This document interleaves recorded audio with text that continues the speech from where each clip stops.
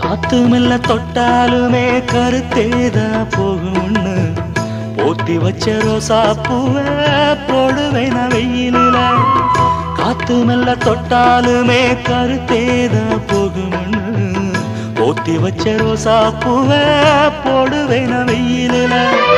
சங்குக்குள்ள அடங்கிடுமா கங்க நதி நீரு, சங்குக்குள்ள அடங்கிடுமா கங்க நதி நீரு. சந்திரன் களங்கம்னு சொன்னது தனமூரு.